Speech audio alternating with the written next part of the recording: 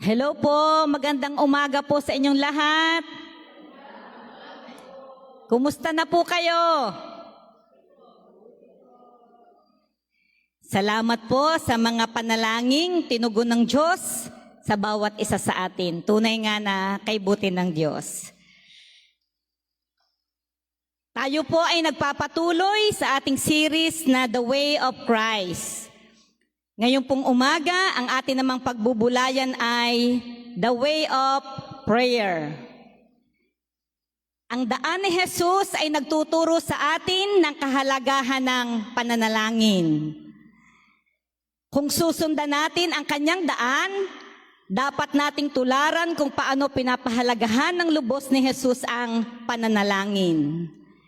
Mayroong dalawang mahalagang bagay kung bakit pinahalagahan ni Jesus ang panalangin. Una, ang panalangin ay pakikipag-ugnay ni Jesus sa Ama. Ikalawa, sa pamamagitan ng pananalangin, makapangyarihang nagmiministeryo si Jesus sa mga tao. Kailangan nating maunawaan na ang walang hanggang Ama at ang walang hanggang Anak ay may walang hanggang relasyon bago pa si Jesus nagkatawang tao. Bakit kailangang manalangin pa ni Jesus? Kung mayroon namang walang hanggang relasyon sa Ama. Kahit na si Jesus ay Diyos na nagkatawang tao, ang kanyang pananalangin ay pakikipag-ugnay at pagpapakita ng kanyang pagdepende sa Ama upang maisakatuparan ang plano ng pagliligtas sa mga makasalanan. Nakikipag-ugnay si Jesus sa Ama sa pananalangin para sa planong pagliligtas sa mga makasalanan. Hindi ba't ang sabi sa Lucas 19 verse 10, ang anak ng tao ay naparito upang hanapin at iligtas ang naliligaw? At sa pagpapasimula ng pagmiministeryo ni Jesus, siya ay 40 days and 40 nights na nalangin at pagkatapos ay palaging nananalangin. Ano daw? 40 days and 40 nights na nanalangin at pagkatapos noon nananalangin pa rin. Kaya naman makapangyarihang nagmiministeryo si Jesus sa mga tao. Ang mga bulag nakakakita. Ang mga sinasapian ng demonyo at ang mga may sakit, gumagaling. Ang patay, nabubuhay. Ang kaunting tinapay at isda, napaparami at marami pang iba. Hayag na hayag ang makapangyarihang public ministry ni Jesus dahil sa kanyang private prayer. Private prayer life. Ano daw? Hayag na hayag ang kanyang public ministry dahil sa kanyang private prayer life. Maraming tao ang nagbabalik loob sa Diyos at sumasampalataya. Panalangin ang susi para abutin ang mga taong napapahamak at makapangyarihang makapagministeryo upang sila ay maligtas. Pahalagahan natin ang pananalangin. Huwag natin itong kakaligtaan o pababayaan man. Si Jesus na tunay na Diyos at tunay na tao ay may kinailangan ding maningas sa buhay pananalangin, masigla, buhay, ang kanyang buhay pananalangin. Kailangan din natin bilang mga Kristiyano ang maningas na buhay ng pananalangin bilang alagad ni Jesus. Kailangan daw po nating maningas ang ating pananalangin. Ngayon pong umaga, pagbubulayan natin kung paano ipinakita ni Jesus ang kahalagahan ng pananalangin. Ano daw po? Paano ipinakita ni Jesus ang kahalagahan ng pananalangin? Una, iminodelo ito ni Jesus. Iminodelo, sabi po sa Marcos 1 verse 35, madaling araw pa'y bumabangon na si Jesus at nagpunta sa isang lugar na walang tao at doon ay nananalangin. Intentional ang pananalangin ni Jesus. Madaling araw pa'y bumabangon na. Nagpupunta sa isang lugar na walang tao upang manalangin. Iminodelo ni Jesus ang kahalagahan ng pagkakaroon ng private prayer. Kailangan pang bumangon ng madaling araw para manalangin. Kung aaralan natin mula sa Marcos 1:21 hanggang 34, si Jesus ay nagturo sa sinagoga at pagkatapos ay nagpunta sa bahay ni Simon at Andres. Pagsapit ng gabi, dinala kay Jesus ang lahat ng may sakit at mga sinasapian ng demonyo. Ano daw po? Tingnan natin. Kailangan pang bumangon ni Jesus ng madaling araw. Di madaling araw siya bumabangon upang manalangin. Pagsapit naman ng gabi, dinadala sa kanya ang lahat ng may sakit.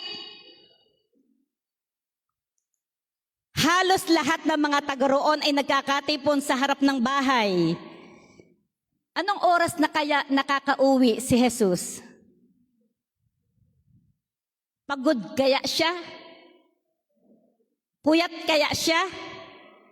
Ang sabi ng talata, pagsapit ng gabi, dinadala ang lahat ng may sakit at sinasapian ng demonyo. Madaling araw pang bumabangon siya. Naniniwala akong pagod, puyat. Si Jesus, ngunit nagagawa pa rin niyang bumangon ng madaling araw para manalangin. Iminodelo ito ni Jesus kung gaano ang halaga ng pananalangin. Kahit pagod, kahit puyat, hindi pinababayaan ang pananalangin. Nagsasakripisyo si Jesus ng kaunting tulog, ng kaunting idlip, ng kaunting pahinga. Makapanalangin lamang. Bakit kaya nagagawa iyon ni Jesus? Ginagawang priority ni Jesus ang manalangin kahit pagod, puyat, dahil ito ay mahalaga. Kapag mahalaga ang isang bagay, pinapahalagahan ba natin? Pinaglalaanan ba natin ng oras ang mahalagang mga bagay? Masasabi ba natin na regular at palagi ang nananalangin si Jesus? Dahil kahit pagod at puyat, nagagawa pa niyang manalangin. Ang sabi sa Marcos 6:46, matapos magpaalam, umakyat siya sa bundok upang manalangin. Pinauna ni Jesus ang mga alagad at nagpaalam sa mga tao para manalangin sa bundok. Kailangang lumayo at manalangin mag-isa ni Jesus sa gitna ng kabisihan. Bakit kaya sa bundok pa pumunta? May pagkakataon bang iniiwan mo ang mga kaabalahan para lamang makapanalangin? Iiwan mo ang ginagawa mo at papasok ka sa kwarto para manalangin? May pagkakataon bang naglalaan ka ng oras at araw upang manalangin? Si Jesus, sinadya na iwan ang kaabalahan at lumayo para makipagniig sa kanyang Diyos Ama. Sabi sa Lucas 6:12, ng panahong iyon, umakyat si Jesus sa isang bundok at magdamag siyang nanalangin.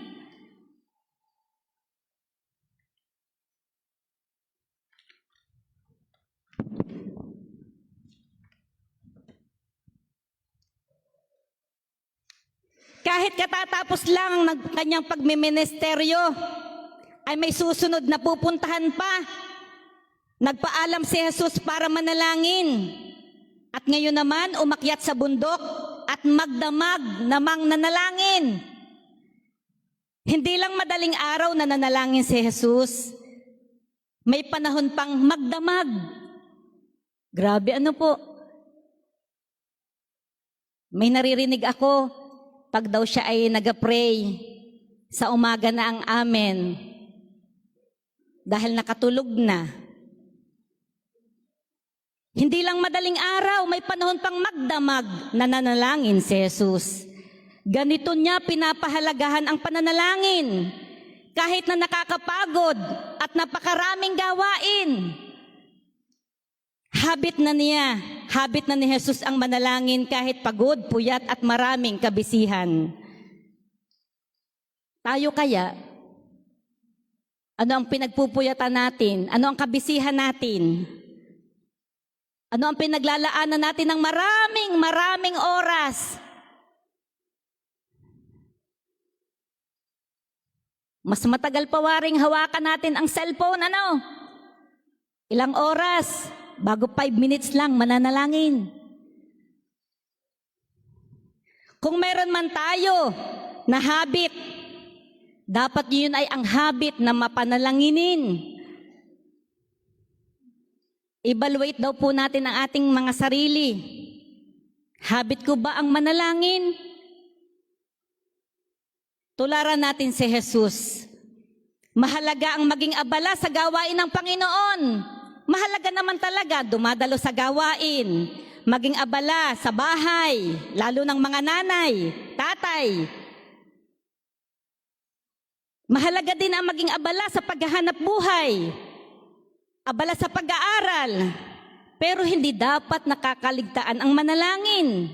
Yun nga ang sikreto ay, ipinapakita ni Jesus na hindi dapat maiisakripisyo ang pananalangin dahil sa kaabalahan, kapaguran, kapuyatan, kabisihan at marami pang ibang dahilan. Dapat palaging may panahon sa gawain ng Panginoon at mga kabalan sa buhay, ngunit palagi din dapat may panahon sa pananalangin. Ang isa lang alagad ni Jesus, dapat ang habit ay manalangin. Iminudole ito ni Jesus, ang pananalangin hanggang sa kamatayan. Ang sabi po sa Lucas 23 verse 34, Ama, patawarin mo sila sapagkat hindi nila alam ang kanilang ginagawa. Naghihingalo na si Jesus dahil sa matinding paghihirap at sakit, nagawa pa rin niyang manalangin. Kahit naghihingalo na, dapat nananalangin pa din. Panalangin ang hindi dapat mawala sa atin. Ito ang gawain o ministry na kahit mamamatay na ay magagawa pa din. Dahil nagawa pa rin ni Jesus ang ipanalangin ang mga taong nangangailangan ng pagpapatawad. Nakapagministeryo si Jesus kahit naghihingalo na. Sinasamantala ni Jesus ang huling sandali para makapanalangin para sa iba. Tunay na mapanalanginin si Jesus. Samantalahin natin ang oras. Samantalahin natin ang oras para manalangin dahil may hangganan ang ating buhay. Hanggang buhay tayo, manalangin tayo. Huwag nating sayangin ang oras natin sa mga bagay na hindi naman talaga mahalaga. Ilaan natin ang ating oras sa pananalangin para sa pamilya, sa iglesia, sa ating bansa, at sa marami pang bagay. Kung sinamantala ni Jesus ang huling sandali sa pananalangin, dapat samantalahin natin ang oras na ipanalangin din ang iba. Hanggang sa huling hininga natin, manalangin tayo para sa iba. Hindi hadlang kay Jesus ang matinding pinagdadaanan sa buhay na halos ikamatay para hindi makapanalangin. Sa Getsemani pa lang nanalangin si Jesus na halos ikamatay niya dahil sa matinding hirap na kanyang dadanasin sa pagsunod sa kalooban ng Diyos. Hanggang sa krus, dinaranas na ang matinding paghihirap at nagawa pa rin niyang makapanalangin. Aminin natin, lahat tayo, kapag matindi ang pinagdadaanan natin, nanghihina ang ating espiritu at hindi tayo makapanalangin. Saan tayo nakafocus? Doon sa hirap, doon sa pinagdadaanan natin. Kaya hindi natin magawang makapanalangin. Pero bakit si Jesus, kahit napakatindi ng pinagdadaanan sa buhay na halos ikamatay niya, ay nagawa pa rin niyang manalangin? Bakit? Dahil naniniwala kong bahagi na ang buhay niya ang manalangin. kahit anong sitwasyon ng buhay, ni Jesus ay nagagawa pa ding manalangin. Sa pagkakataon sa ating buhay, sa lahat ng panahon sa ating buhay, dapat din tayong nananalangin. Hindi lamang kapag okay tayo, hindi lamang kapag sagana tayo, malakas tayo, meron tayong lahat ng biyaya. Ngunit kahit sa matinding pagdurusa at paghihirap, dapat tayong nakakapanalangin pa rin. Iminodelo ni Jesus ang pananalangin, dapat natin siyang tularan. Mamuhay tayong pinapahalagahan ang pananalangin tulad ni Jesus. Kung si Jesus ay mapanalanginin, how much more tayo ang dapat manalangin?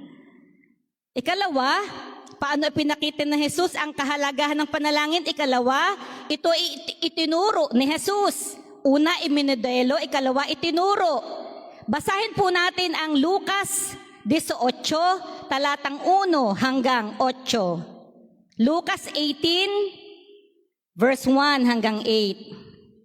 Ang sabi po doon, Lucas 18, 1 to 8. Nagkwento si Jesus sa mga tagasunod niya upang turuan silang maging laging manalangin at huwag mawalan ng pag-asa.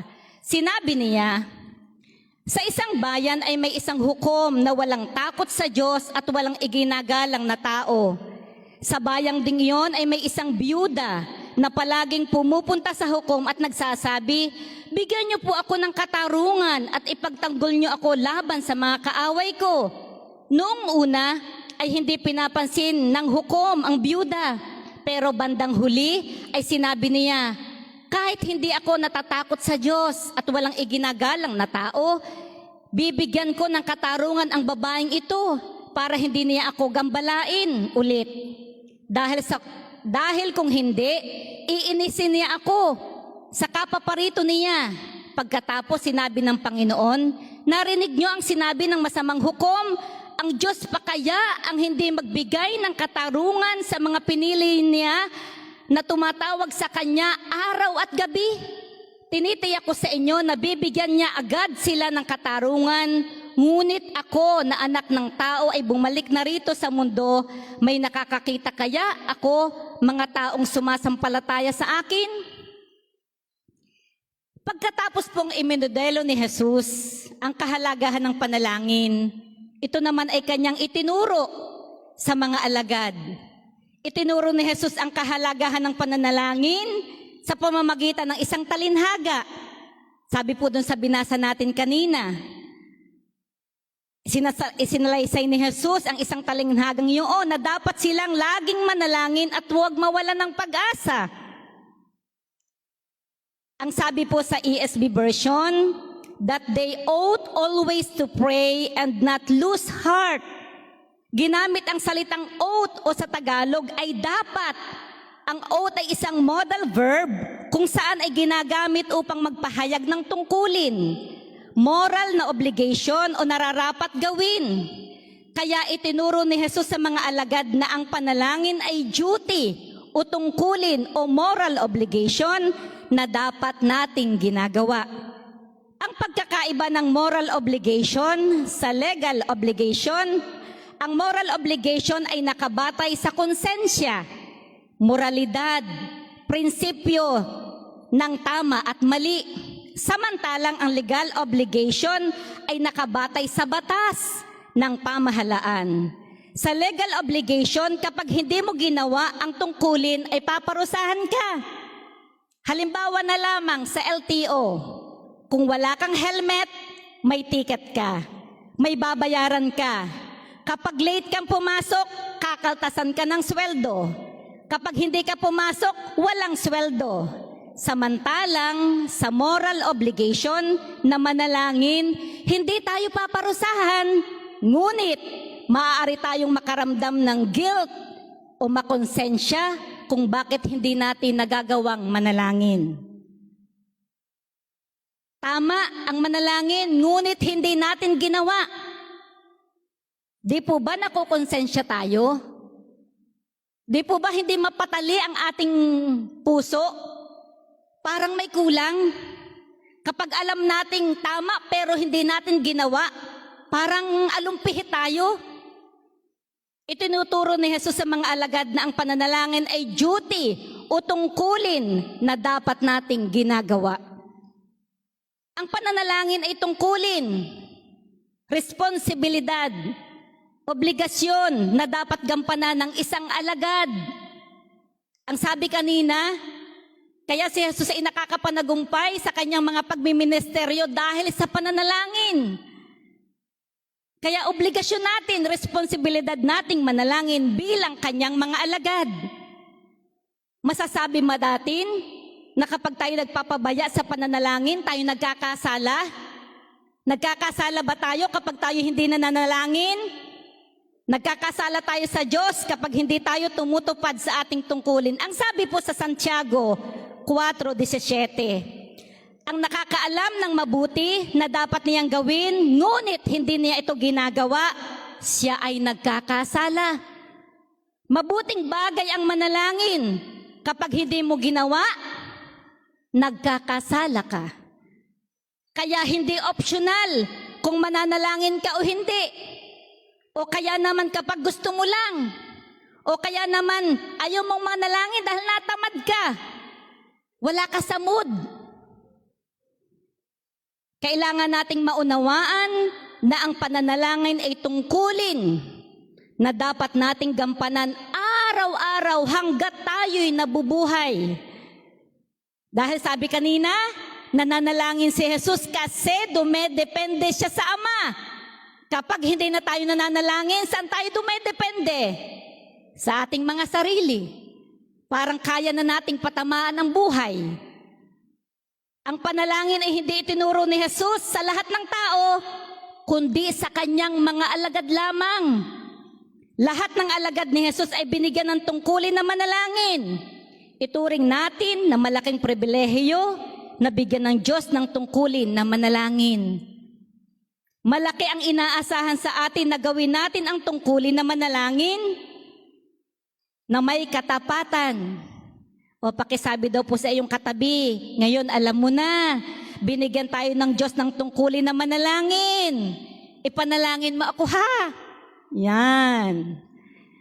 Dapat tayong manalangin. Gaano daw po kadalas gagawin natin ang tungkulin na manalangin? Gaano daw po kadalas? Ginamit ang salitang always na isang adverb o panghalip na naglalarawan ng pandiwa na pray. Always to pray o palaging manalangin. Kaya tungkulin natin na manalangin palagi. Ang pananalangin ang tungkulin palagi at araw-araw gagawin hanggang kamatayan. Kaya nga iniutos sa atin, sabi sa unang Tesalonica 5:17, pray without ceasing. O manalangin ng walang humpay. Sa Bible, ang kahulugan ng pray without ceasing ay hindi nangangahulugan na lagi tayong nakatungo. Hindi daw po lagi tayong nakatungo at nakapikit. Nagalakad ay nakatungo, nakapikit. Nagsasalita buong maghapon. Huwag naman pong ganun. Baka tayo mapagkamal ang dyan. Kundi, malay ka sa presensya ng Diyos at anuman ang hinaharap mong sitwasyon ay isinusuko mo at ipinagkakatiwala mo sa Diyos. Nakikipag-usap ka sa Diyos kahit ka naglalakad, kahit ka naglalaba, kahit kumakain, kahit nagluluto, o anumang ginagawa mo, nakikipag-usap ka sa Diyos sa isip mo habang may ginagawa ka. Halimbawa, tayong mga nanay, marami tayong iniisip. Pag nakapasok ng mga mister sa trabaho, maalaala mo bigla, ay naku, bayaran na pala ng tuition ng aking anak. Naku, dadalawang araw na, kuryente na naman, bayarin. Maraming bayarin. Kapag ganun ang sitwasyon, ikaw ay nagdudulot ito ng pangamba sa iyo. Pero habang may ginagawa ka, Panginoon, kayo na po ang bahala sa lahat.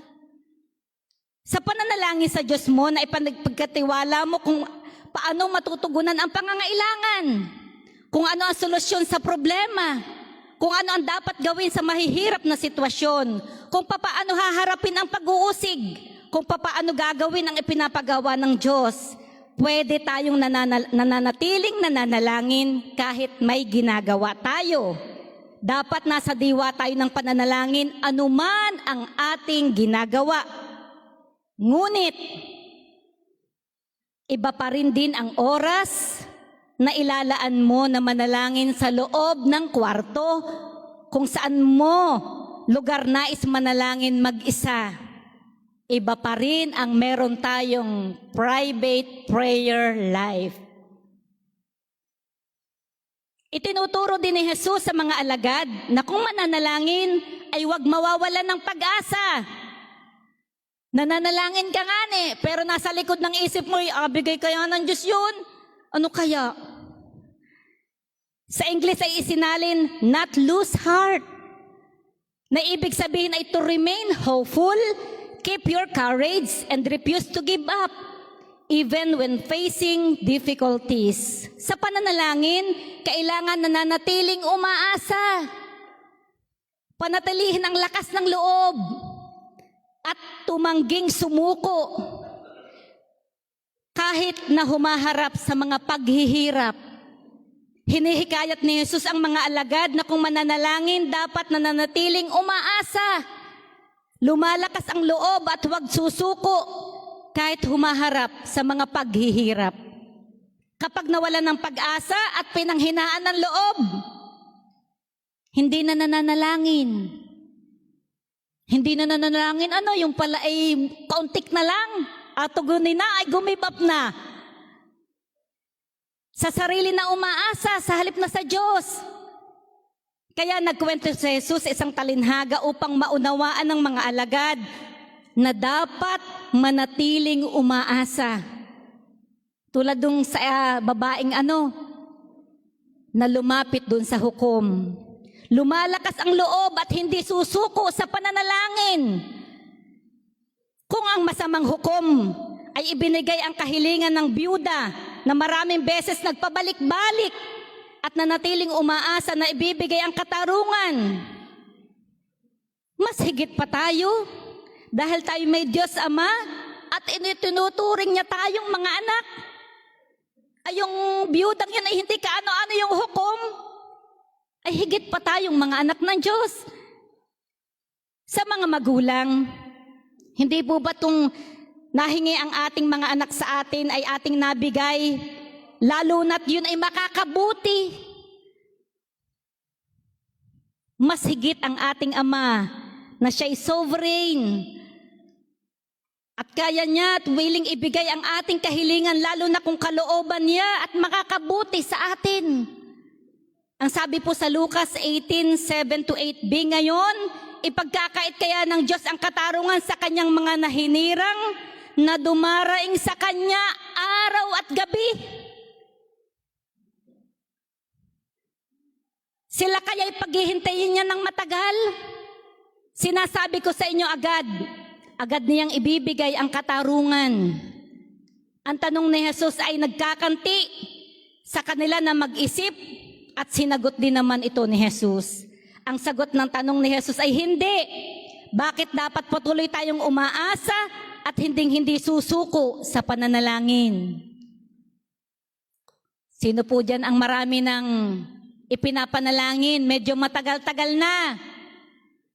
Huwag daw po tayo susuko dahil ang ating dinadalanginan ay ang ating Ama. Tayo ay kanyang anak.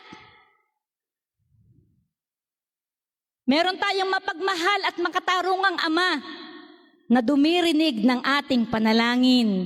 At tayo'y kanyang mga hinirang na binigyan niya ng tungkulin na manalangin. Kung tayo ay humihingi ng katarungan araw-gabi, hindi ipagkakait ng Diyos ang ating kahilingan sa panalangin. Kahit paghintay ng matagal, agad niyang ibibigay. Kung mayroon man tayong panalangin na hanggang ngayon ay hindi pa natatanggap, meron pa baga na panalangin hindi natatanggap? Mabulong sa sarili, ay anong dami man din.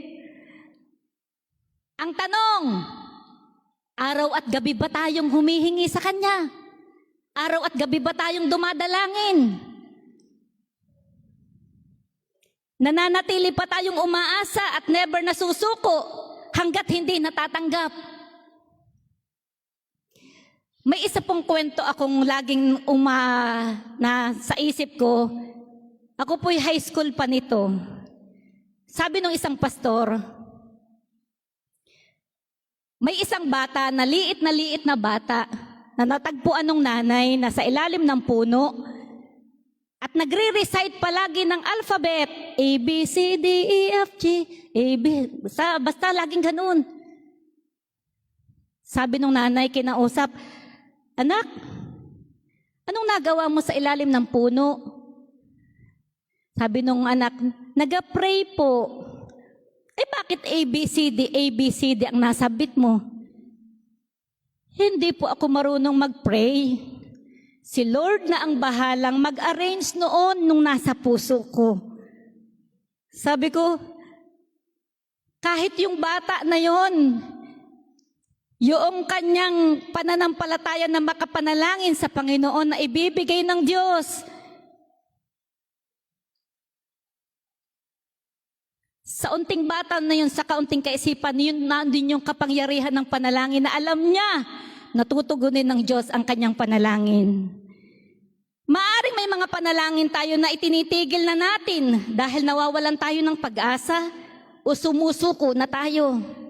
Pananalig sa Diyos ang gamot upang magmula ng pag-asa sa pananalangin. Ang sabi sa Lucas 18 verse 8b, ngunit sa pagbabalik ng anak ng tao, may daratnan pa kaya siyang mga taong may pananampalataya? Bakit iniugnay ito ni Jesus sa pananalangin? Tinapos ni Jesus ang pagtuturo sa panalangin sa statement na ito. Dapat ang pananalangin natin ay punong-puno ng pananalig sa Diyos. Ang pananalangin na may kasamang pananalig, never susuko kahit na matagal na ang tumugon ng Diyos.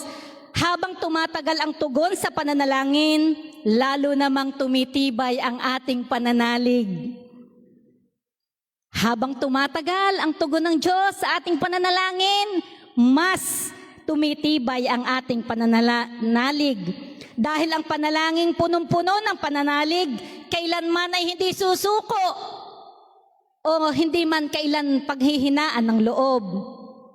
Itinuturo ni Jesus na manalig tayo, manatili tayong umaasa kahit nagtatagal, at huwag na huwag susuko dahil diringgin tayo ng Diyos. Ang sabi po sa unang Juan 5:14, and this is the confidence that we have toward Him, that if we ask anything according to His will, He hears us. May kumpiyansa o lakas ng loob o pagtitiwala sa Diyos na anumang hingin natin, na kalooban niya ay ibibigay niya. Dapat nating maunawaan at manalig sa katotohanan ito upang lalong maging mapanalanginin. Kung tinuruan tayo ni Jesus ang mga alagad na pahalagahan ang pananalangin, magsimula tayong pahalagahan natin ang panalangin at ituro din naman natin ito sa iba. Ikatlo po, paano ipinakita ni Jesus ang kahalagahan ng pananalangin? Ikatlo, ipinagpapatuloy ito ni Jesus. Hindi lamang iminodelo, hindi lamang itinuro ang panalangin. Sinabi sa Biblia na siya ipatuloy na namamagitan, interceding para sa atin. Ang sabi po sa Roma 8:34, sino ang hahatol upang siya'y parusahan? Si Kristo ba na namatay ngunit higit sa lahat ay muling nabuhay at ngayon ay nasa kanan ng Diyos na mamagitan para sa atin? Ang sabi po sa ESV version, who is at the right hand of God, who indeed is interceding for us. Si Jesus ay patuloy na mamagitan para sa Ama, para sa atin. Bagamat siya'y namatay at muling nabuhay, ay patuloy na namamagitan sa atin. Ang sabi po sa Juan 17, ipinasilip sa atin ang laman ng panalangin ni Jesus. Kung babasahin natin, makikita natin ang malaking bahagi ng laman ng panalangin ni Jesus ay para sa kanyang mga alagad. Namagitan siya sa Ama para sa mga kasalukuyang mga mananampalataya ng panahong iyon. At hindi lamang iyon, pati sa mga sasampalataya sa hinaharap. Ibig sabihin, ang universal church, ang lahat ng mga pinili na ng Diyos ay hindi pa manalilikha, ang sanlibutan ay idinadalangin na ni Jesus. Gayon ang pagmamahal ni Jesus sa kanyang iglesia. At hindi natapos ang pag-intercede ni Jesus para sa atin nang siya'y bumalik sa Ama. Sa halip pa nga, patuloy siyang namamagitan para sa lahat ng mga hinirang ng Diyos. Ngayon, sabihin natin, gaano kahalaga ang pananalangin? Ang iglesia ay nagpapatuloy at bawat individual na mananampalataya ay nakakapagpatuloy dahil patuloy na namamagitan si Jesus para sa iba, para sa atin.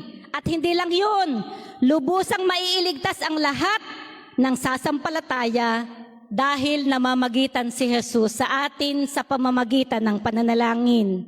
Ang sabi po sa Hebreo 7:25, dahil dito, lubusan niyang maiiligtas ang lahat ng lumalapit sa Diyos sa pamamagitan niya, sapagkat siya'y nabubuhay magpakailanman upang mamagitan para sa atin.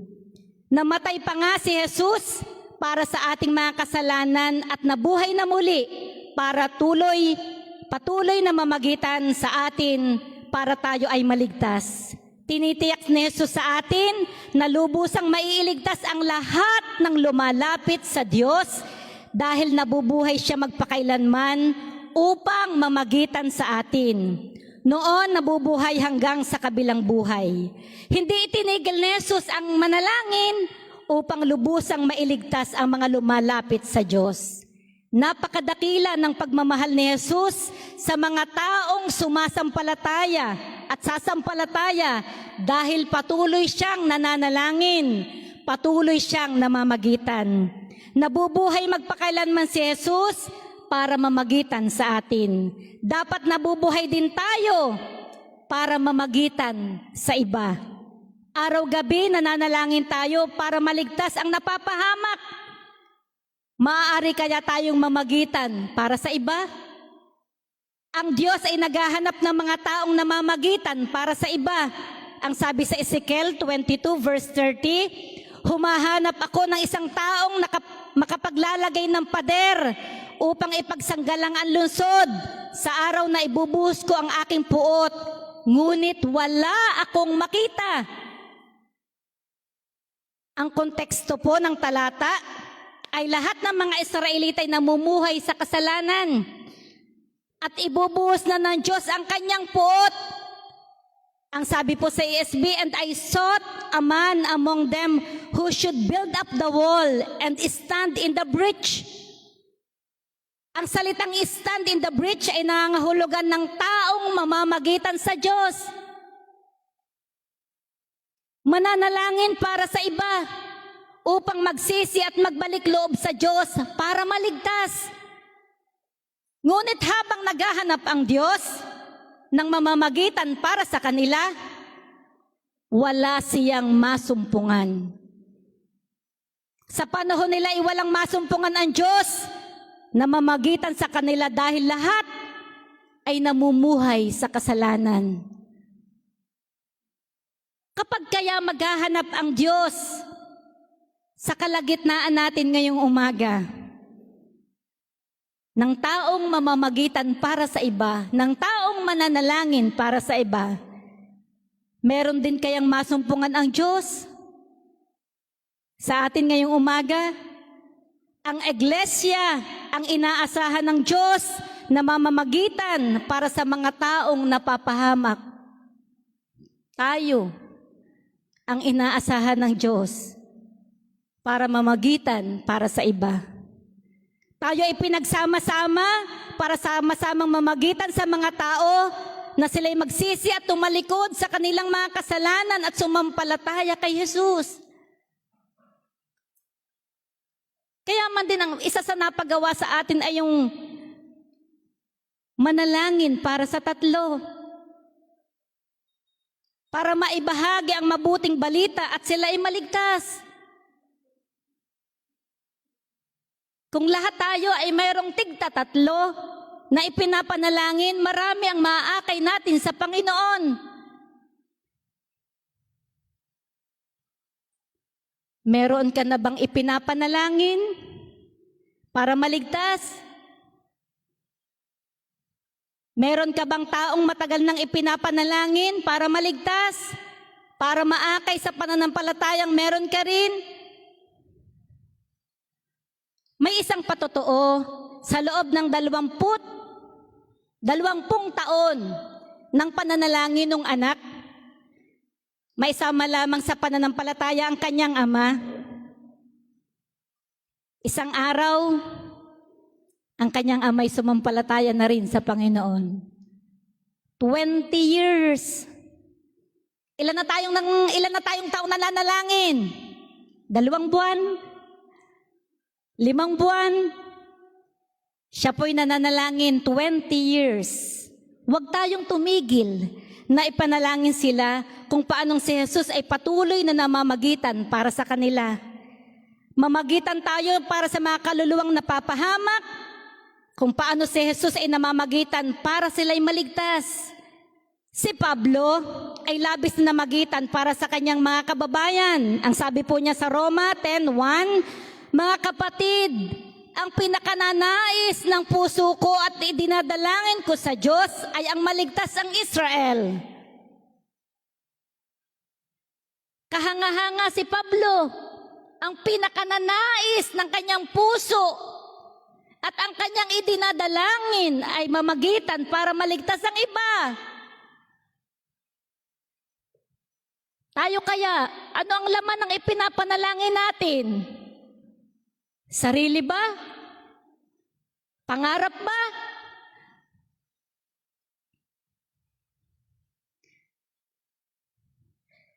Hindi lang kanyang kapamilya, kamag-anak, kaibigan, kundi ang kanyang mga kababayan.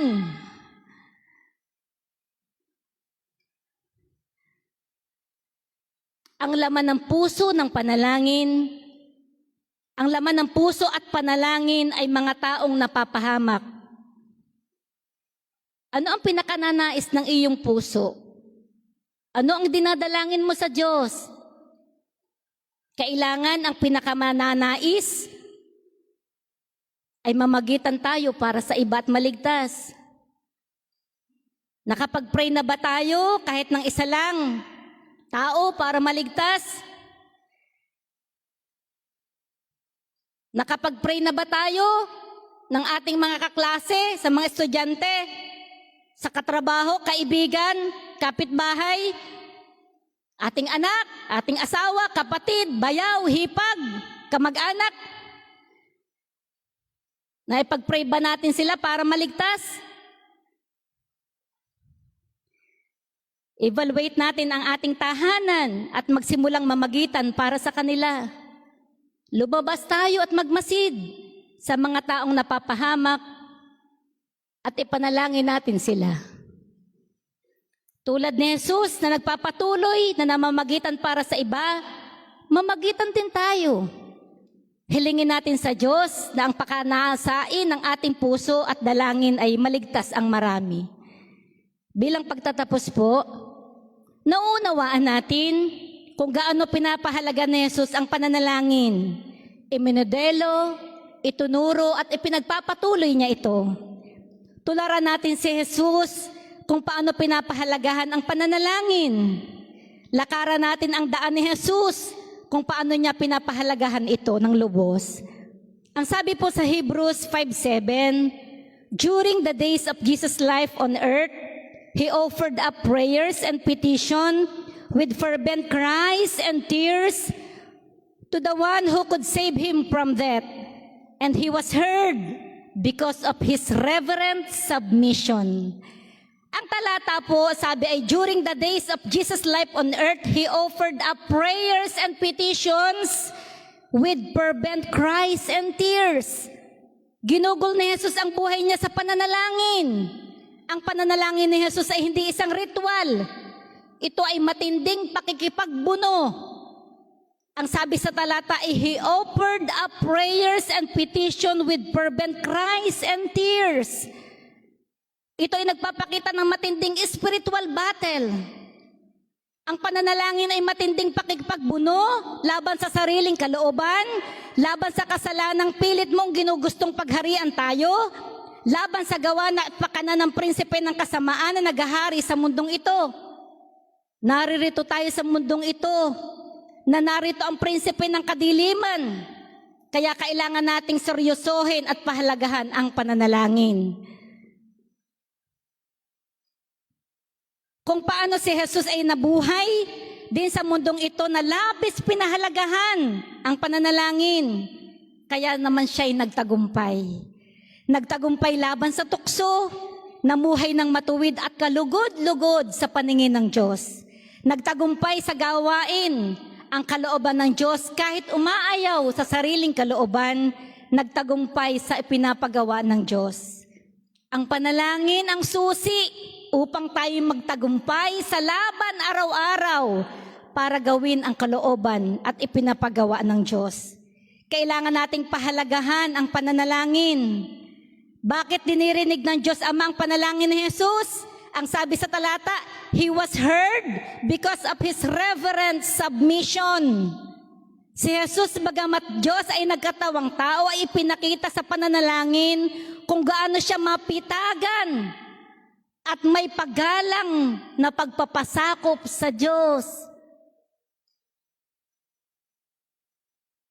Sa pananalangin, magkaroon din tayo ng reverent submission sa ating Diyos Ama.